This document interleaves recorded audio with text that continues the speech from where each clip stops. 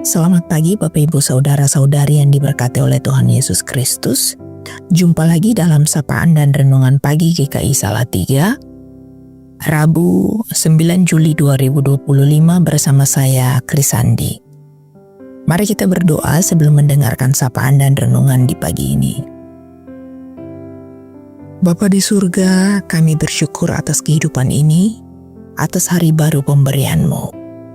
Saat ini kami akan membaca dan mendengarkan sabda kebenaran firman-Mu. Kami mohon lengkapi kami dengan hikmat-Mu, agar kami tidak hanya membaca, berbicara, dan mendengarkan, tapi juga mampu kami lakukan dalam kehidupan kami. Amin. Bacaan kita saat ini terdapat dalam Injil Matius pasal 18 ayat 22. Yesus berkata kepadanya, "Bukan, aku berkata kepadamu, bukan sampai 7 kali, melainkan sampai 70 kali 7. Adapun tema kita di saat ini adalah hidup dalam damai dan pengampunan. Sebuah film berjudul The Forgiven yang dirilis pada tahun 2017 menceritakan kisah seorang perempuan Afrika bernama Morobe yang berupaya keras mencari putrinya yang hilang. Dia memohon kepada seorang uskup agung yang bernama Desmond Tutu, seorang pria Afrika berkulit hitam yang merupakan ketua dari tim independen yang ditugaskan oleh Presiden Afrika Selatan yakni Nelson Mandela untuk mengatasi berbagai tindakan kriminal dan ketidakadilan bagi kaum kulit hitam.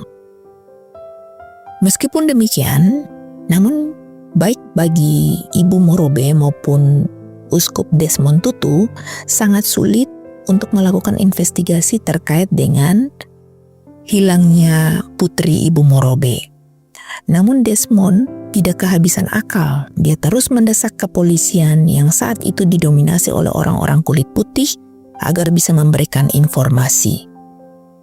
Alhasil mereka tiba pada titik terang jika putri dari Ibu Morobe ternyata telah meninggal dunia karena dibakar hidup-hidup oleh segerombolan polisi kulit putih. Salah satu polisi yang ikut membakar anak dari Ibu Morobe yaitu bernama Hansi Kotsi.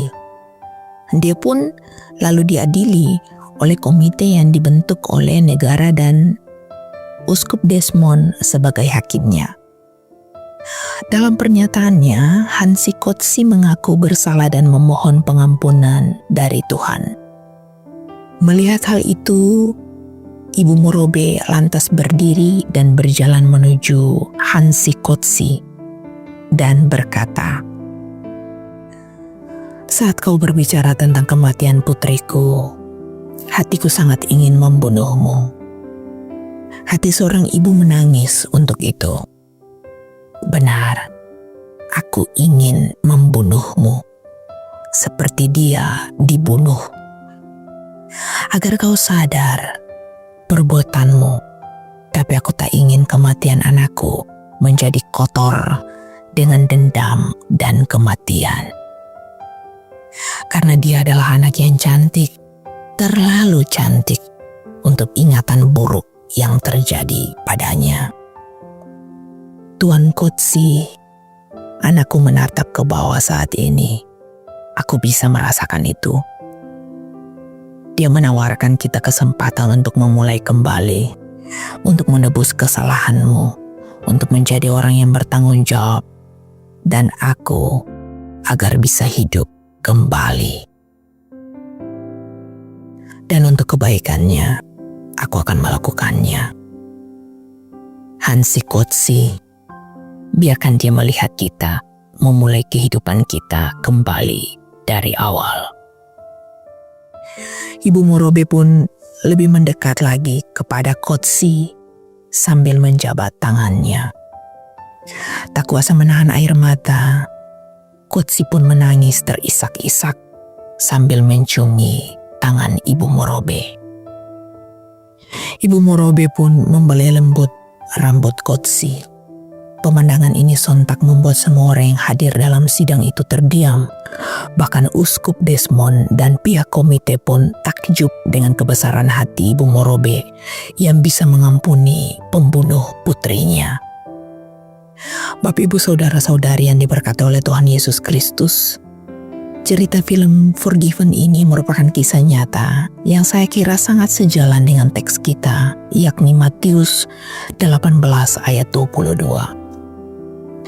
Tuhan Yesus mengajarkan kita supaya mampu memiliki hati yang besar dan rela memberikan pengampunan yang tak terbatas jumlahnya.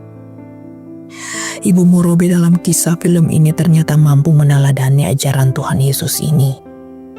Kondisi Afrika yang begitu mengerikan karena mereka kaum kulit hitam harus diperlakukan dengan sadisnya, ternyata mampu membuat seorang ibu dengan ikhlasnya memberikan pengampunan. Tuhan Yesus sendiri pun tidak imun terhadap tindakan keji yang dilakukan oleh orang-orang Yahudi saat itu. Namun dia tetap mengampuni mereka.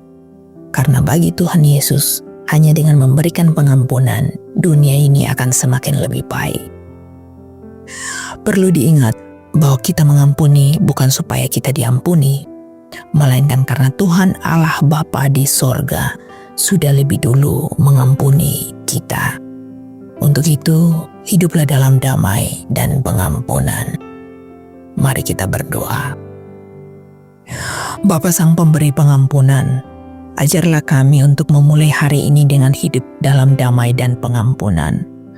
Meskipun terkadang tidak mudah, namun biarlah Roh-Mu tetap menuntun dan memampukan kami. Amin. Selamat pagi dan selamat beraktivitas Bapak Ibu Saudara-saudari sekalian. Hiduplah dalam damai dan pengampunan.